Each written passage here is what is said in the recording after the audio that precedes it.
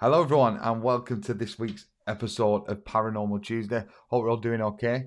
And well, let me know who is watching with me this evening. Obviously, put it in the comment section to let me know that you are there this evening, because as I mentioned, it never really tells me who's watching unless you comment. So, I've got an interesting episode for you today, something completely different. We're going to talk about haunted graveyards. So, just before I do get into that part of the show, and obviously our topic for this evening, don't forget, we are sponsored, of course, by Paranormal Technology. I tell you this every single week. Make sure you do check them out. Mark and obviously Carrie, who do come on the show a lot, do comment and stuff. This is their company, and it's fantastic equipment. As many of you have seen, we use this all the time in our investigations, and it's a reasonable price. It's not tripled in price like a lot of things when you're searching for paranormal equipment. So make sure you do check them out and have a look at them for all your paranormal equipment needs. Good evening, Janice. Hope you're doing okay. I was just speaking to Denise actually not that long ago, and I said how much I enjoyed last night's class. It was absolutely cracking. It was really good to do a bit of mediumship and then obviously go back to basics. So as I mentioned, for those joining now, we are going to talk about haunted graveyards this evening. So what I want to know, of course, is do you believe graveyards can hold spirit activity, paranormal activity? Could it possibly be what was maybe there before it was a graveyard, whatever was on the land before? Or could it be sometimes the spirits of those in the graveyard or making themselves known? So that is obviously the main question for this evening, and obviously we will come back to that at the end after we've obviously read some of these stories, shared some personal experiences with each other. And yes, so yeah, make sure, sorry guys, make sure you do get your stories in as well. So if you ever done a paranormal investigation in a graveyard, ever had any activity, maybe you've just been walking around and seen something. There's obviously so many people's accounts over the years of things happening. So make sure you get your stories in as well. So we can obviously chat about them and obviously share each other's experiences, as I mentioned. So first of all, I do want to start off with my own personal experience. And obviously, as many of you have seen on the live feeds, we have done in the live investigations we've done over the past 12 months, sorry. Pendle Hill, you got to admit, that was the freakiest graveyard. The one in Newchurch, definitely the freakiest graveyard I have ever been in. We've done a couple of investigations in different places, but to me, that is genuinely haunted, and there is genuinely something there. Betty, hope you're doing okay. Hope you're feeling all right. Yeah, because for those who obviously saw the investigation, we got quite a lot of activity there. We've been there twice, and especially the second time, one was there with Denise and Susan, and obviously myself and Bob were there, and just see how the energy changed. And obviously, I know some people think graveyards aren't haunted, but like you said, this is why I want to talk about this experience. And obviously, everything started off all right. Excuse me. Obviously, we're on that sort of trail for the Pendle Witches and doing our research and stuff. And it wasn't until you sort of, it felt like we were being not chased, but it's like you were taken to different parts of the graveyard. You couldn't help but you feel like if someone's taking you over there, then all of a sudden you have to go over here, and then all of a sudden you have to go there. And that's what sort of hold New Church Cemetery had for whatever reason. Obviously, I don't know. And I do remember we got quite a bit off the spirit box coming through. Obviously, we are picking up, like, I think it was like a wedding. So we could hear the bells and stuff, as well as some not so nice things come through. I remember obviously some swear words coming through as well, which is very unexpected, because if it was picking up radio transmission, obviously you wouldn't pick anything like that up. And as we're obviously going through the course of the graveyard, and the darker it got, I know graveyards are freaky, so naturally the darker it gets, the freakier it is. But it did seem to just sort of get more intense. And obviously there's a group of us, and we're, everything. Hey, Carrie, hope you're doing okay. So I was just saying, tonight's topic is all about haunted graveyards, and I'm just talking about one of my experiences at the New Church Cemetery, when we did the Pendle Witches. And I do remember going over to the side of the graveyard, and then all of a sudden, Denise had put which one was it? She put one of the boxes upside down, so it shouldn't have worked, and it was still going off, if you remember correctly. And all of a sudden, we heard this thing go, all that, whatever it was, and obviously we all screamed. And I'm like, okay, and there was like rustling behind us, so I'm like, okay, unexplainable. So naturally, your first instinct is, oh, there's someone playing a joke, they've seen us. And obviously then I went for a walk around the back of the cemetery onto like the bit of grass verge where it was, and there's literally nobody there, and it was literally unexplainable. And then as we still, like you said, we're still going around this cemetery, and there's all these weird things happening. So it can't not be that this place is not haunted or doesn't have activity. And then obviously we got to the top of the graveyard where the Nutter grave is, and where it is reported that Alice Nutter is buried in this grave. And obviously we used the cat balls on the grave, and we did get quite a bit of activity, and we were getting answers when Denise was talking to Alice, and these answers were coming through, and then you're feeling like someone brushed past you. Again, unexplainable things. And then it got to the point where we all began to feel uneasy, and as if there was someone coming for us. That's the only way I can explain it. And it was coming down from the bottom, and obviously we were at the top of the graveyard at this point. We're just doing this cat ball, and I think one of the questions we asked is the witch catcher, which was Roger Norwell, I think it was, off the top of my head. He obviously was the one who arrested the witches. He was like the sheriff for Lancashire back in obviously the 1600s.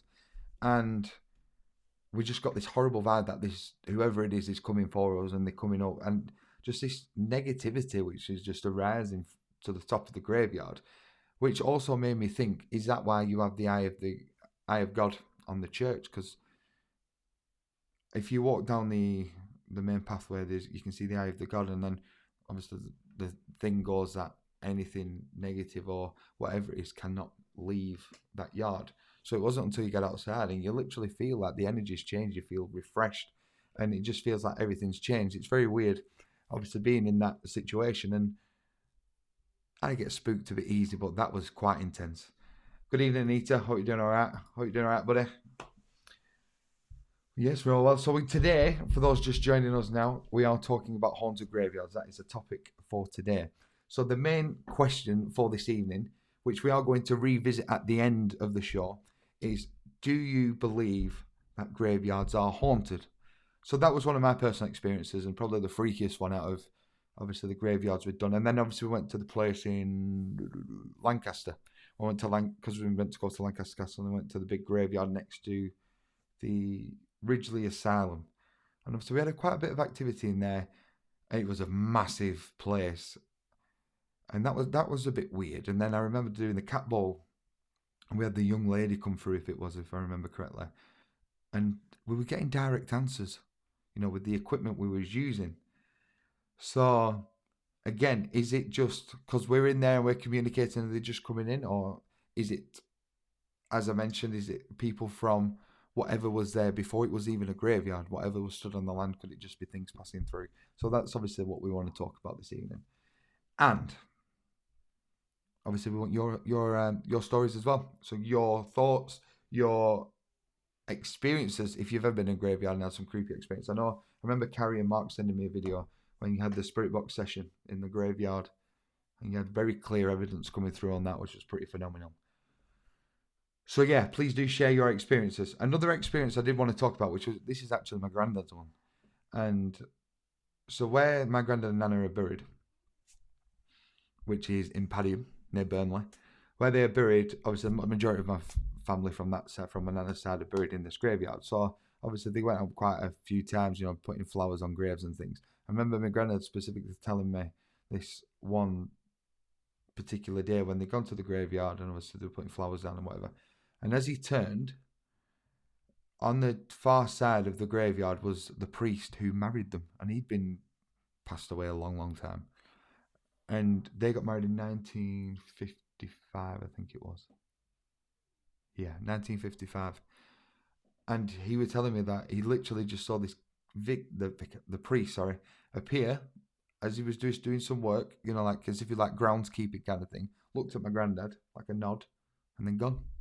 Just disappeared. So that was a cool experience. So that's probably the priest coming to him and just letting him know that he's there, and obviously being on the grounds. But yeah, please do share your thoughts. And I do have a couple of stories to share for you this evening. I've been doing my research, which I'm going to share with you. So I want your thoughts on them as well. So Carrie has said, we go to a graveyard and energy from day and night is completely different. So strange. We're still trying to work it out. Be a good few times now. Well, this is it. Like I was saying, from the new church, like as soon as you left the cemetery, the energy's just completely changed. And it's the same thing as when you first get there, it feels fine. And then all of a sudden, as the night goes on and everything becomes quieter and everything settles, that's when it seems to pick up energy and get a bit more freaky. And activity seems to start. Better just staying there depending what mindset you're in when you go visiting graveyards. A very good point. Excuse me, everyone. Chills. Get a bit of dry throat sometimes. Marcus said, I do believe that spirits do reside there as it is consecrated ground. Also could be quite peaceful. We have a lot of experiences in graveyards. Well, this is it, because I remember talking to someone before, and they said to me, why do you go in graveyards? You know, they're not haunted, you know, nothing happens there. But from personal experience, we've had them experiences to believe that there is someone there, or obviously spirit is around that area. So obviously it's open to everyone's different perspective, I guess. Anita, don't think I've had any experiences from graveyards, but then I don't really go in them very often. Well, this is it, because I think some people, their experience might, because some people find them creepy, so naturally you're going to be on edge, and then you've got animals, birds, and things flying. So obviously that could be quite a bit of the noise and quite a bit of the things what are happening. But when you like Mark and Carrie were saying, as well as from what we've experienced, you know, when you're getting things come through spirit boxes, cat balls are flashing and there's nothing to make them go off. Talking of cat balls, right behind me here, where Elvis' teddy is, there is a cat ball just in front of him. So I just wanted to try something tonight, just to see if it goes off, because I keep getting this feeling to put it out. So I've decided tonight, and then the rest of them died, so we've got one left. So if it goes off, it'll be a very interesting point. Yeah, I'm up to that. So yeah, it's an interesting topic, and one obviously we're just going to keep sort of finding. And again, it's just like finding truths in it. You know, we're constantly on the search for evidence and the search for life after death, and obviously we all live on and things, you know, eternally. So that's why we keep going through this, and even watching, some of the things I've seen on other paranormal paranormal lives on Facebook and TikTok and stuff. And I've seen people go into like the graveyard and stuff and get quite a bit of activity. So, you know, it can't not be nothing to make things go off, and quite a few people getting very similar activity. Graveyards are amazing for grounding yourself as well as peaceful. Well, this is it. So, obviously, with my dog, I like walk, because the graveyard is literally a street away. So, you've got houses on the opposite side, and then behind them is a graveyard. And I remember the first time I walked in there in the dark, and I thought this is going to be creepy. But surprisingly, it was one of the most peaceful things I've ever done, because it's just quiet. There's no one around. You just give yourself time to think. And it was very different to what I expected, actually. The first time I ever went in on my own, just with the dog, thinking this is going to be creepy. But yeah, surprisingly, it's very, very peaceful and very calm. But my twin sister does her lettering on headstones in the daytime. She has heard and seen people. I have to go with her. She says it's scary. Wow. Again, you know, these experiences, and this is what I love about obviously our show and stuff, is just these sharing of these experiences. Okay, we got a comment from Janice. Let's have to move this up. Not a graveyard, but my uncle used to be a caretaker of a church, and he used to ring the bell on Sunday. He was ringing the bell when he was shoved out of the door. Just as the bell rope broke and it came hurling down the tower. Wow. This happened twice. They ended up putting iron bars up around 10 feet in case the bell fell again. Story had it that a man had hung himself from the bell tower. In the bell tower. Wow. That's crazy. This is a very similar experience. This isn't, again, something similar. I remember a friend of mine telling me who I work for, and he had a similar experience with a tree, I think it was, and he was climbing this tree and just got this feeling and felt like he got pulled back from this tree as the big heavy branches snapped, and if he would have carried on going up, it probably would have crushed him. And he had the same story of hearing, I think it was like his grandma's voice, and the feeling of being pulled back. And then obviously that happened, which is very interesting as well, because when we did the St. Anne's, if you remember, Janice, we kept getting through on the question box, which it was it kept saying warning and things like that. And then it was literally like the day after one of the sails from the windmill end up falling off. And then we've been back again and we got the same thing, and then it happened again, something falling off, and now there's literally no sails on the lighthouse, on the windmill, sorry. So it's very interesting how spirit also affect things like that and giving you these warnings. But that's an amazing experience. So something you'll never forget. Absolutely, Carrie. Totally agree. So my first story I'm going to tell you is is from Edinburgh, and it's called Grey Friars. I think that's how you call it, which is a cemetery, and it was next to a prison. So it's the prison is literally, or was, should I say, just outside of this cemetery. So there's quite a lot of people buried in there from the prison going back, but the cemetery dates back to the 1560s. So going back quite a long time. It's like one of the oldest, and apparently it's one of the most reported cemeteries for activity. So one of the most common spirits reported is of a gentleman called George Mckenzie. So George Mckenzie apparently was a ruthless judge back in the 1670s, where he just put people to death, and he did some terrible things and very brutal in his way of thinking and the way obviously he was as a judge. And he used to send the prisoners obviously to the prison to the point where they were left outside apparently, given, what was it, 10 ounce of bread a day. That was it, just in the open, so freezing cold. And he sent over 1,200 people to this prison and just left them there. So you can imagine, obviously, there's probably going to be some restless spirits around there. And this happened, obviously, quite a few years, to the point where out of the 1,200 prisoners who he'd sent there, I think it was only 200 people actually survived to be able to come out of prison, because everyone else had passed away in the prison just from malnutrition, being tortured and things. So it was apparently described as hell, and as I mentioned, he was not a nice gentleman and absolutely ruthless in the way he was. So this is reportedly the gentleman who haunts this graveyard. So the first story comes from 1999, where a gentleman who was homeless had needed somewhere to sleep, and he broke into George's mausoleum, which is a black mausoleum. He broke the door down and decided to sleep in the mausoleum because he had nowhere to go. And I think there is apparently like a curse, or it was written about in like the 1800s about if them doors are opened, all hell's going to break loose, and apparently that's what seems to have happened. So being in the vault, he got this uneasy feeling, ended up falling into a pit where apparently there was plague victims in there, and obviously absolutely legged it.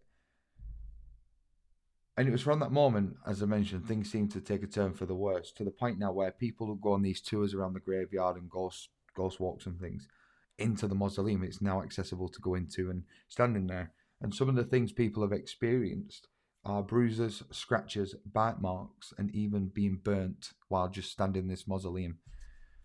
And while this is happening, and obviously there's so many reports of this happening, they've had 2 failed exorcisms in the mausoleum, to the point where one of the exorcists who had been there died from a heart attack. Is it a coincidence that maybe his time was up, or is it something to do with this possible curse, or this possible thing this entity what's been unearthed inside the mausoleum? So that's what I want to get your thoughts on that as well.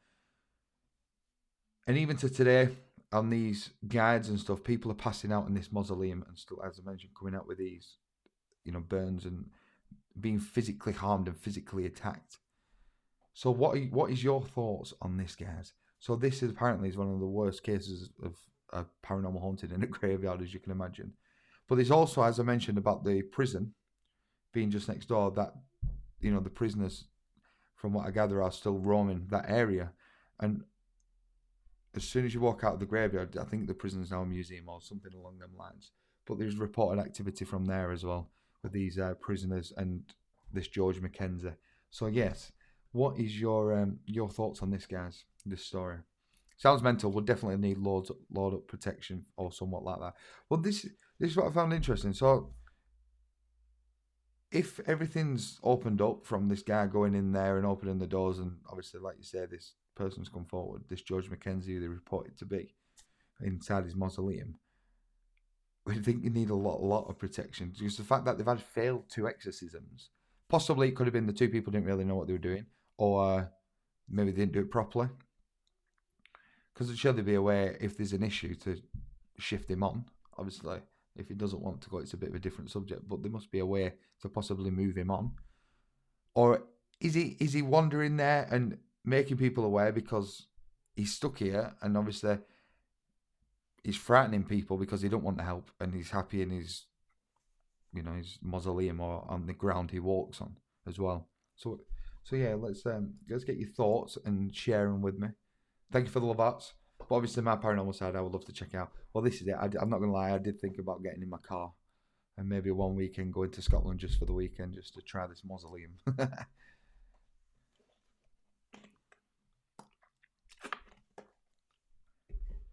But yeah, there must be a reason why he's still here or won't leave. And I guess because people that frightened have had that much experience and been physically attacked, that's why maybe we will never get the answer. Unless you get someone going in there who's ready to shift him, maybe. Get. I don't think I look pretty in a kilt. So it's definitely an interesting point, obviously, of crazy poltergeist activity. Has anyone else got anything they'd like to add? And then we can move on to our next little story.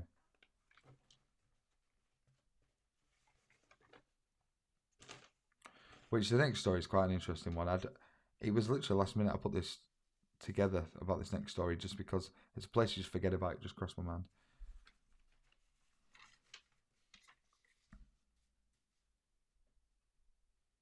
But actually, I just had a thought. I remember there was a story I remember reading, which was talking about obviously graveyards and stuff, like the paranormal groups, and they were saying about seeing lights and things, like within inside the graveyard and nobody being there. Obviously, there's some people put it down to UFOs, but these light anomalies were appearing, and then also again seeing figures in the background. Maybe I know you could possibly say, oh, it's one of the massive old style gravestones, but people say like angels and this like that serenity feeling and peaceful feeling. So that's another thought. Obviously, I'd like you all to have a think about and share. Big thing in the paranormal synchronicity. I think is that how you say that. Trying to get my words out there. I would believe that a heart could be well related. Yeah, heart attack could be. Yeah. Well, I guess I've never done an exorcism. I've spoke to a gentleman. He's due to come on at some point, who is an exorcist. So I'm excited for that. Hopefully we can get that confirmed. And it must to be in that mindset. And even when you see that, someone listen to some interviews with like Ed and Lorraine Warren, for example, and people along them lines who have done these exorcisms, and you see the real life videos, it must take a hell of a lot out of you to use this exorcism to move things on and get rid of negative entities. It must be very, very difficult. And I guess if you're not feeling too great, which could have happened with this gentleman who had the heart attack, maybe he was feeling a bit ill, and instead of obviously just waiting until he feels better, he's just gone in there and said, I'll get rid of him anyway. And then obviously maybe that could have been, like you say, a part of it. It's definitely an interesting point.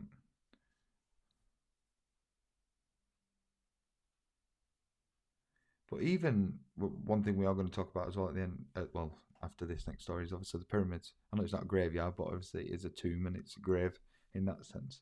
But some of the things people have experienced in there are pretty terrifying as well. So what we will do now, we'll move on to our next story, and then we can have a bit of a chat about that one as well. So obviously the Paris Catacombs, very famous. Apparently there's over 6 million people, bones of people in there. Like 6 million, because apparently they ran out of space to bury people, which I find absolutely crazy. So there's quite a few stories in regards to the Paris Catacombs, obviously legends and reported incidents as well.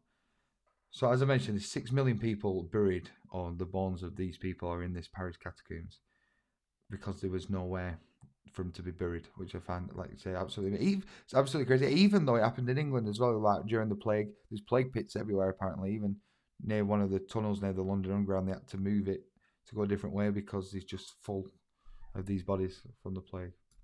I totally agree with that, Jared. The focus and concentration needs to perform an exorcism would be absolutely crazy. Yeah. Well, I remember just watching this program. I think one of the paranormal programs where people talk about their own experiences. I think it was like Hotel Hell or something. It was. and it showed the video or bits of the video, obviously blur bits out, of this guy. He was taken over by something, and obviously his whole demeanor changed and stuff to the point where they end up driving into a church, and you can see him fall down on the altar and just having these like spasms and stuff while this priest is. Obviously, the priest didn't know what to do because they had to drag him in there, and there's like, would he just help us and do something? And then they had to perform this exorcism. If you watch the video, honestly, it's terrifying. And the voices coming out of this guy literally is just terrifying. And then he's talking about it afterwards, and he's like, now, just the most normalest guy you've ever seen. I'm like, imagine experiencing that and going through that for a short time. It must be horrendous, especially if you feel lost. So back to the Paris Catacombs. So reports apparently state from midnight the activity seems to increase. So within the catacombs, there's no phone signal. Apparently, it's very, very quiet.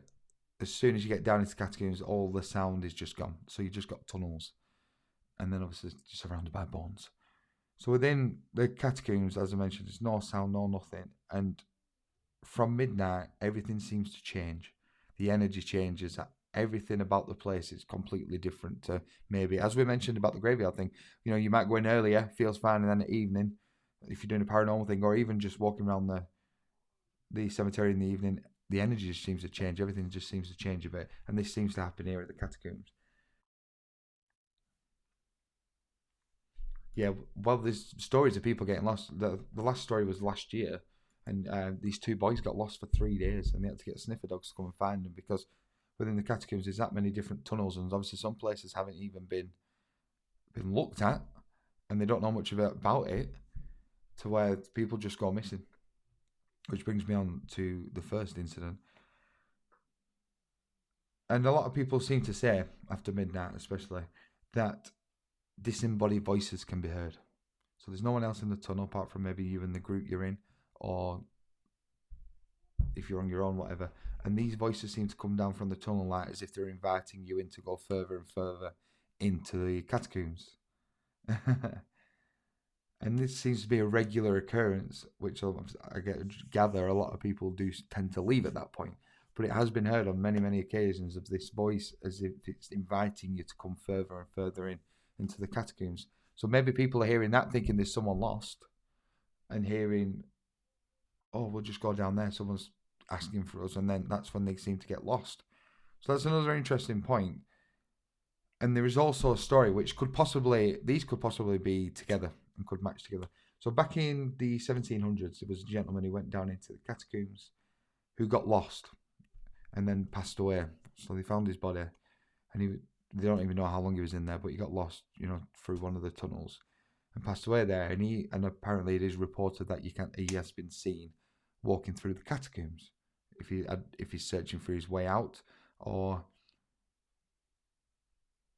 he's making people aware that he possibly could still be there, even though he's passed away. His spirit could still be stuck there, and he's still, for all these hundreds of years, he's still lost and still needs that help. But from what I gather, I don't think they really do paranormal investigations in the catacombs. So that'd be an interesting point to maybe get down there, because if he is stuck, obviously he needs help, and he needs moving on. So could it be him who is calling for people, asking them to come further in the tunnel to help him? That's another good point. So I want to know, obviously, your thoughts on that one as well. But there must be a significance to that. But it doesn't say what the voice is. How is it, distressed, or is it just someone saying, "Oh, come down here," in French?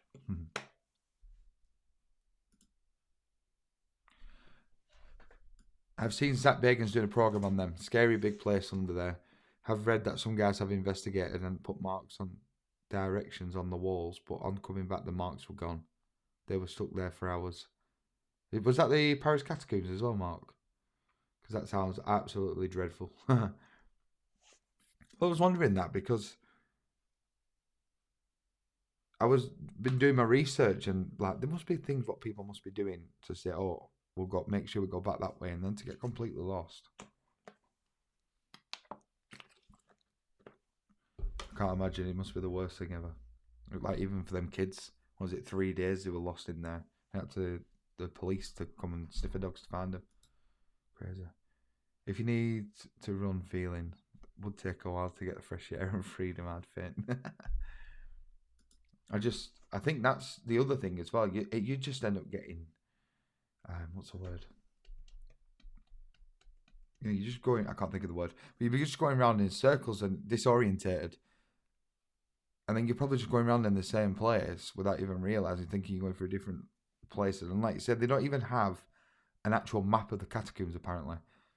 It's never been fully excavated to see how big this actual thing is, because some of the places are quite thin, and if you're not liking small spaces and stuff, it's not a nice place to be in. I'll have to have a look for that, Mark. I keep saying I want to watch some paranormal stuff recently. It's been on my mind. But what do you think to this story about, obviously, the reported voices being heard at midnight, and then obviously the story in regards to this gentleman who died there, and he has apparently been seen walking around the catacombs? Do you think it genuinely could be him calling for the help he needs, or could it be something else? And with Mark saying about people putting arrows or writing on the walls saying, for the arrows to get back and then they disappearing, or is it something not so nice? Because I think it goes back to Roman times as well, before it was even the catacombs. So could it be something from pre-hand to even the catacombs in there? You see, like the Roman soldiers and stuff. Something looked like it just flew past my camera then. I've noticed this a few times, and I just got a really like a cold feeling. Possibly someone here. Hopefully they might set. If it is somebody, they might set off the cat ball. Like like the Blair Witch Project, only underground. No thanks. Yeah, I couldn't think of anything worse. I'm interested to go, so maybe next time I go to Paris to go on not an investigation, like a tour of it. When you're with a guide, you're probably not going to get lost. I'd be interested in it and the history, because I absolutely love history. Same with the one in Edinburgh, but to wander off on your own, absolutely not. Could tie a heavy string to yourself and just oh, and just unreal as you go. Well, I thought about this, so as I'm writing all this up, I thought about, well, maybe do a string, but then no, my luck would be that why's the string moving? Then all of a sudden it's been cut by something, or that has always been. I think that's my fear in my mind of, if I did something like that, the string magically detaching from itself. Could most definitely be him calling out. I will try to find out that documentary and sing. Yeah, cheers, mate. Thank you. I'm really intrigued in that. So, guys, just one thing I do want to talk about just before, excuse the squeaky chair, it needs tightening up. I'll probably still be saying this next couple of Tuesdays. Don't forget, on Saturday the 26th of February, 9 p.m. till 2 a.m., we are at the Regent Cinema here in Blackpool for a paranormal investigation. As mentioned, there is a car park directly across the road, and from what I gather, it's free parking after 9 p.m., I think, or just after 8 or something, but I will double check that. But there's a car park, like I say, across the road. We've got it from 9 p.m. till 2 a.m. Mark and Carrie are coming with us as well, so they will. I imagine Mark might bring some equipment for us to try. I'm sure he won't mind. So make sure you get your tickets. Like I said, they're only £25, and it's going to be fantastic. I've got quite a bit of things planned for this investigation. We're going to go off in groups. Obviously, there's not many places available just due to the capacity and things. And then we are going to do a full investigation, as well as like things like table tipping and stuff. But as I mentioned, there's reported so much activity in this place, as well as it now being an antique shop. There is probably energy from a lot of things going on in there, to the point where we're just going to pick up, I imagine, quite a few different bits, including the projector room, where one of the old projectionists apparently still heard wandering around the projector room as well.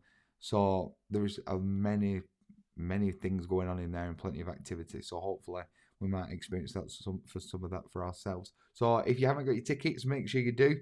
Like I say, there's not many places left, unfortunately. And you get the special privilege of Mark joining us as well, and Carrie. Most definitely, but at long last, we have a new equipment as well. Waiting ages on circuit boards coming.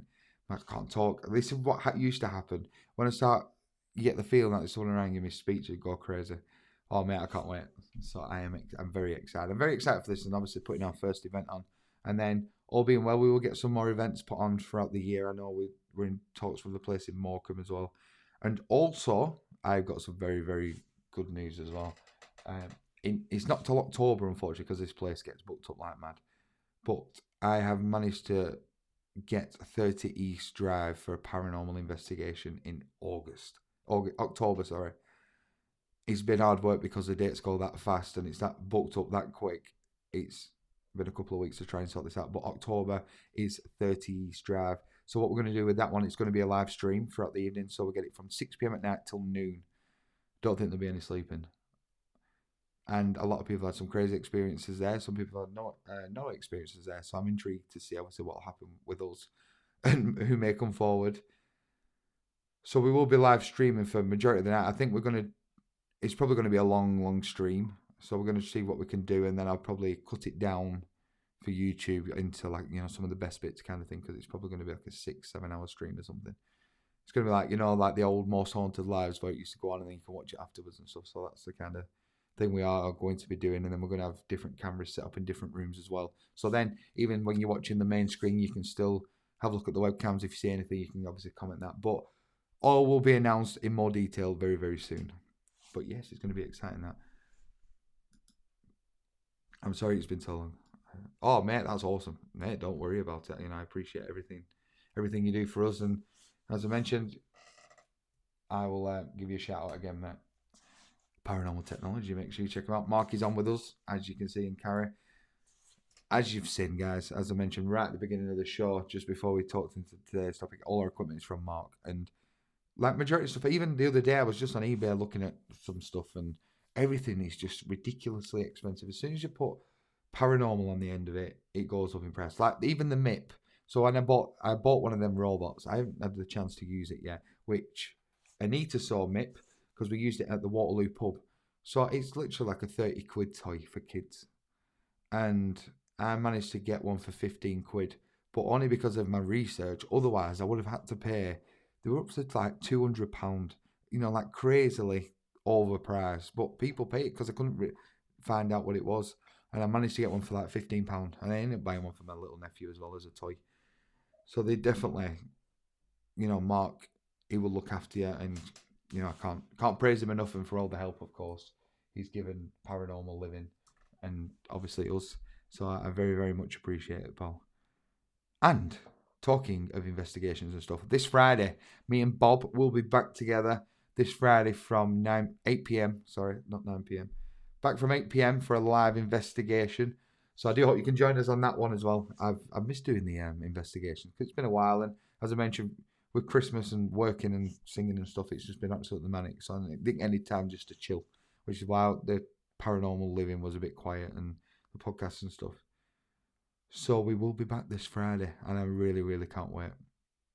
And I do have new batteries in all the equipment, so hopefully everything shouldn't die. And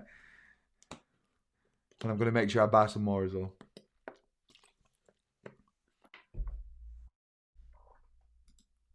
Yeah, no worries, Anita. Oh, I hope you have a good time away if you're going somewhere nice. Yeah, it's good. Because, one of the things of going out as well, because as many of you know, we go to the awareness class with Denise, and, she's my teacher and like my guide as such. And we was in class last night. I know we're sort of going off topic of graveyards, but we had an amazing, an amazing class, and it was all to do with mediumship. And this is my plan this year, is to develop that mediumship a lot more and get more confident with it, and feeling ready to work. Because I always doubt myself, as a lot of you know anyway. I better have new batteries. I promise I will. I will make sure I go buy some tomorrow after I've dropped Eleanor at school. Okay, so as we mentioned, graveyards. This isn't exactly a graveyard, but it's a pyramid. So I was in Egypt. When was it? 2 weeks ago now, but unfortunately I didn't get to see the pyramids. I'm absolutely gutted. We just went for a bit of a time away, which is why we had no show. But I was gutted I didn't get to see the pyramids, because one dream of mine is to always go and see the pyramids, but they were too far away from where we were staying. And it is a grave, well, it is a tomb. And obviously, one of the things which is very common in, especially Tutankhamun's tomb, obviously apparently was cursed. And when they opened the latch of the tomb, there was quite a lot of weird coincidences happened within. I think it was within weeks. So when they got in the tomb and obviously and they started moving everything and taking things out and taking the goods to the museum and stuff, it was apparently cursed. And then within weeks of people returning back to England, someone was hit by a bus and dying, and quite a few of the team were dying of like not natural causes, but like unnatural causes, and people who were fit and healthy were dropping like flies apparently within the curse of Tutankhamun's tomb. So, what are your thoughts on that one? Because that's an interesting one. And I remember watching a program which was Derek Acorah's one. Did anyone watch that Haunted Egypt or whatever it was called? I know he did the pyramids, which is one of the reasons I've always wanted to go in. But even I know it's a TV show and stuff, and obviously people had the thoughts. But some of the things he did mention was very interesting, and there is a lot of experience of people have experienced in the different pyramids and around these spectacular monuments of paranormal activity and these uneasiness feeling and seeing things and like you say, getting these feelings and stuff. Has anyone ever been to Egypt, been to the pyramids, ever had any experiences, or what are your thoughts on the overall topic? I think it's definitely worth probably doing a full Paranormal Tuesday on Haunted Egypt and some of the thoughts on that one. Mark's phone just went nuts, and the Google lady came on the TV and said about being possessed by itself. That's a bit weird. Is that what I'm talking about, Egypt? Yeah, totally weird. I know this is. I was gutted because they were like an hour away. The nearest Giza, is it Giza pyramid? It was an hour away, and I was absolutely gutted. And it looks like something on that side there again. And because you can't use your phone data and stuff, it would have been hard work as well. Because if you got lost or your phone stops working, you're literally stuck in the middle of nowhere and trying to get a taxi back. It's not going to work. Haven't been, but it's on our bucket list. Been to Egypt, but not the pyramids, unfortunately. Definitely be an interesting place to, even just to go and put your hands, using like psychometry, just to put your hands on the pyramid and just get that feeling and walking in there and into the tomb, just put your hands on the walls and obviously seeing the magnificent stuff. Because I think even there's rumors of like the museum there's some weird things have happened in there or things moving and stuff. That's really weird, isn't it? Well, funnily enough, because you mentioned about the thing being possessed. So, let's that comment. Let's find it now. Being possessed. So, because I was obviously talking about the program of Derek Acorah, I managed to see a tiny bit of one, and when he did the Haunted Egypt, because it's always fascinated me, Egypt. And I'm actually going to tell you a story in a moment. I need my phone because I can show you. So, he was in one of the tombs and some weird stuff that I don't know if he was taking over. So I wonder if it's something to do with that. But it's definitely interesting. And like you say, I love history. But so as we're on the way to Egypt, because we had to fly from London, so it's a bit of a flight, and so I went to sleep. Well, I wasn't even asleep. I was like dozing, and I just had my music on, and then I started seeing stuff. So I'm like, I'm not even opened up or and expecting to get anything. And in I'm just trying to find the thing. Here we go. In this dream or this 5 minutes I dozed off or went somewhere else, I ended up seeing an Egyptian pharaoh, which I thought was weird. Even though I was going to Egypt, first of all, my rational man was like, "We're going to Egypt." You're probably just thinking about a pharaoh, but there was nothing to influence that in my mind in that sense. And I saw him very, very clear. And it was and it reminds me of sometimes if you're giving a reading or when you might see spirit in your mind's eye, it was exactly that. So I know for a fact it was spirit. And this is a drawing on my iPhone, so excuse the drawing. So I wrote. So this was on the 10th of Jan. So an Egyptian pharaoh in gold and blue headdress, folded arms. He looked like an older gentleman. From what I remember, he looked like late 60s or, that kind of age. He was older, definitely an older gentleman. And when I saw him, it was like he was in like a cloud or if the back was hazy and it's just he's a prominent one. I can't explain it how I saw it, but obviously I drew what I saw, um, and that was the thing. Oh, you can't even see. I might have to just turn the brightness down. Bear with. There we go. So that's sort of how it looked. Not the best drawing. I had to use my iPhone. And he was literally there with his arms crossed and just a serious look on his face. But it was a headdress what stood out for me, which I don't know why this has got green in it, but it was that kind of headdress, over his face, as if they had, when they have something on top as well. So that's sort of the thing I saw. And then weirdly enough, the next thing, what happened was so I ended up seeing a racing driver dressed in a black jumpsuit. Stood behind a female with blonde hair, and he had his hands on her shoulders. Forgot about that one. But as soon as I walk up out of here, I wrote it down straight away so I won't forget.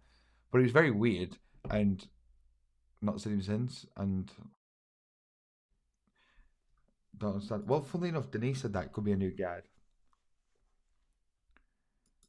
Could possibly be, but it was definitely an interesting experience. But it was just like arms folded, like serious look, very different. But I don't know who the racing driver was either. So, but yeah, it was quite cool, and obviously doing the drawings and stuff.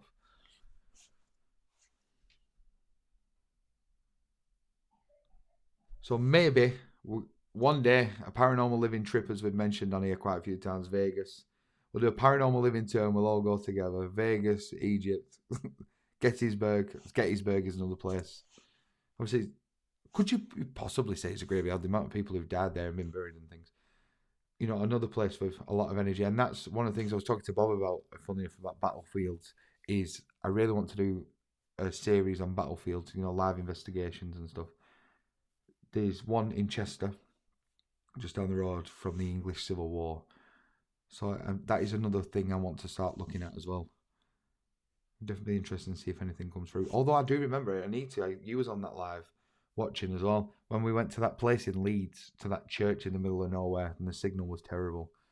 But we had um, that was to do with the Civil War as well. But the War of the Roses, sorry, and we had horses, stampede of horses coming through the spirit box, which is unexplainable. And there was quite a bit of energy in that church as well, which was quite cool.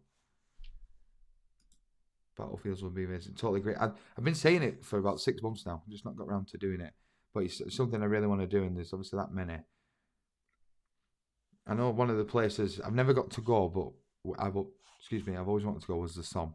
To the World War One. For some reason, I've always had a hold on World War One. I'm not sure why, but just to walk around the place and just feel the energy, it's pretty amazing and sad at the same time. Usually, when they show themselves of how higher power, usually our guides, yeah. But maybe just let me know he's there while we're flying. I don't have a fear of flying, but I always say a prayer and stuff, before the plane sets off, for a safe journey. So he could just let me know that he's with me on the journey. Yeah, that was fab. Honestly, it was crazy. I've just gutted there was no signal. Because as soon as we started trying to move around the church, the signal was terrible. But again, there is a graveyard under there somewhere as well. And I'd be interested to see what more activity we could have got, just wandering the grounds. But it's a shame, obviously, about the signal. So it might be one of them we have to pre-record. Maybe next time we go up there. But it was an amazing experience. I was watching someone's video and they'd been there, which is how I found it and doing the research in it. And did anyone see that then? It looked like something just shadow behind me. Well, it could possibly be me. And the door of the church opened, like the clasp lifted by itself. So, lovely. Yeah, that would be great. We've never had a chance to do a battlefield. Maybe protection guard as you're traveling. Yeah, like you say, it could be that. But that makes a lot of sense.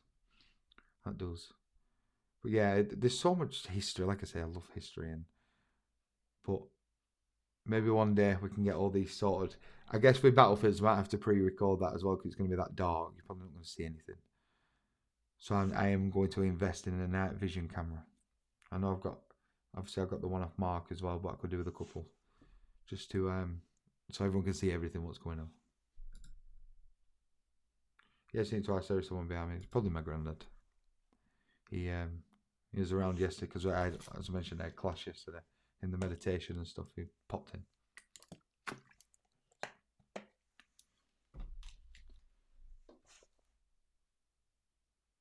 I can't stop watching the screen now.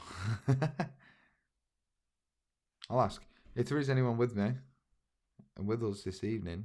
We have the cat ball on the piano. Do you maybe make that go off for us? He'll happen when I'm not paying attention. Granddad, if that's you, could you make the cat ball go off?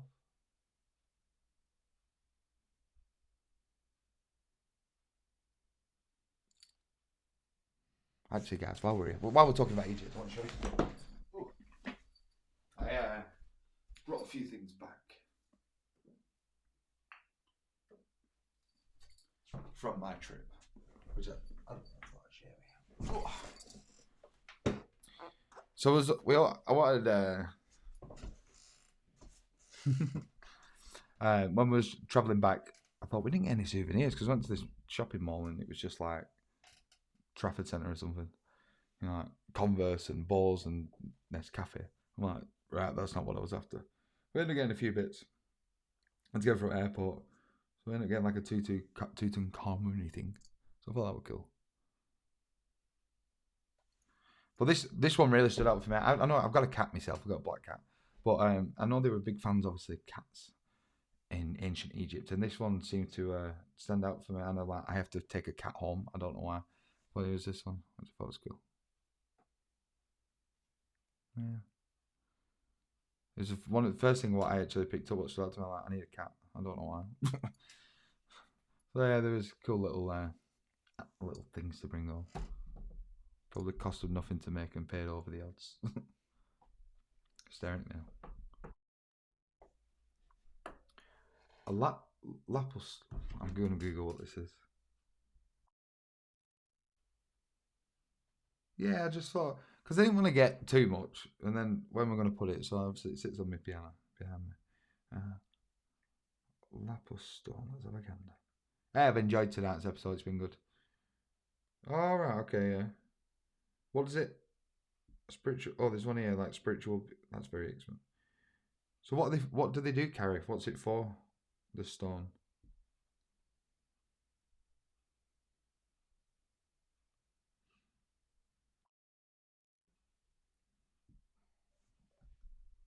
Oh, right. Okay. Hmm. Oh, here's one. Oh, I'll turn brightness down. There we go. That's quite cool. I'll have to have a look.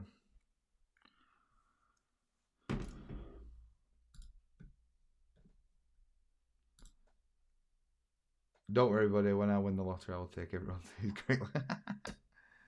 Oh, mate, I would love to go to New Orleans. That's like, right. Oh, this chessboard cricket. That is proper on my hit list. Maybe one day to go to New Orleans just to experience it. I know I say that. I only ever put it on if I feel the need to put it on. I still don't win. Might help you connect with Garrett. Yeah, it's good. Yeah, I'll have a look once we've done the live. I'll go and find one. I'll go buy one. Because that was one of the things we did in the meditation yesterday in the class was obviously we did a meditation, but you had to connect with your guides. And weirdly enough, I'll tell you the story. So when we got into the room where your guide was, he looked like, you know, on Scrooge, the ghost of Christmas Future or whatever it's called. You know, the one with the dark black cloak. You can't see the face, but you just see the hands. That's what this guide looked like. So I was very like, okay. But he didn't say anything to me. And it was literally like, it was like that. And then he was showing me this wall. Because I'm asking him, how am I going to work? How? And I'm like, is it clairvoyance? And then as I said clairvoyance, like, as if it's all this information's coming in and different things and showing me different symbols and stuff. So I'm like, right, okay. Because it's all at the top of the head where the crown chakra is. And all this stuff's going on. I'm like, right, that makes sense. And then I said, what about clairaudience? And it was like, not sure. And it was like, either you're not ready or I might not be able to work where I can physically hear spirit, which is fair enough. And then he proceeded to show me a picture of a medium called Leslie Flint. And Leslie Flint was a trans medium.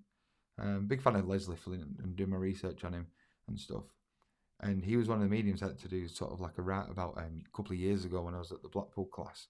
And he was a trans medium, but he used to work with voice box. So when the spirits, where they talk through him, or they like a ectoplasm box thing comes out. So he was on this. It was like a wall of honor, I guess you could say. And he was on the wall, and then it was like he was stood next to his picture. And then the next wall, I couldn't see who it was, and he just said Arthur. I just got the name Arthur, and I'm like, right, okay, don't know what it is. But then I remembered, Denise mentioned Arthur Finlay, and obviously you got the Arthur Finlay College down in Stansted. I'm like, of course. And I've been on a course with them, was it last year, which was very interesting over the internet and stuff. It was all about mediumship, and they work you hard. It was crazy. But I'm like, that's a very good point. So that made sense. But as this is going on, my granddad popped in. And sometimes in meditation, I don't know what everyone else is like with this, my mind likes to wander. And sometimes I find it hard to keep going, because you start thinking about randomly what's for tea. And then it was like my granddad was constantly saying, like, come on, pay attention, keep watching. And he was like, stood there, give me a hug. And then we ended up going to another room where you give a message for someone, who's in the class. So that was how our thing went last night. But it was very interesting. It's a blue stone, the same one as you. Yeah, of course, yeah. That would be scary. It was weird, but I wasn't scared. But it was just like this guy with a cloak on. You couldn't see his face, you just see his hands. It was very, very different, and never seen him before, and never seen him again. I don't think. But maybe he's a communication guide, possibly. So, guys, that is it for tonight. I do hope you've enjoyed it. I've absolutely loved tonight talking about these, and obviously everyone. This is honestly what I love, and everyone who's on, we all have a conversation with each other. We all talk about different things. You all share your experiences with me. I talk about my experiences. Honestly, I absolutely love it, and I just love the community we seem to be building on paranormal living. And I know not everyone's on every week or every now and again. Some people don't realise, for some reason, Facebook's got a thing where, like, one week, I remember doing a live investigation and we had like over 100 people on it. It was like the most we've ever had on. And then the next week, when I'm like, we had like 5. So Facebook's a bit of a pain for stuff like this. It'll give you viewers and then people forget. And then it doesn't give anyone notifications to say, oh, we are live. So don't forget, we are live every single Tuesday at 7:30. And of course, we are live for an investigation this Friday at 8 p.m. But back to what I was saying, honestly, I love it. And the community we're building and everyone talking to each other, you know what I mean? And honestly, it's absolutely fantastic. So big thank you to each and every one of you, because I really do appreciate it. And without you, there'd be no show. So honestly, guys, love to each and every one of you. Yes, Jared, I understand meditation. Sometimes I have to ground myself and work with my energy before meditation. Oh, I'm terrible. On the odd time, I can get right into it, and then the next, because sometimes if I get really into it, I drop. So I'm like, wow. I'm like in a completely different zone. But then sometimes, recently, it's just hard to keep your mind going sometimes. I guess the more you do it sometimes. I probably don't meditate enough, to be honest.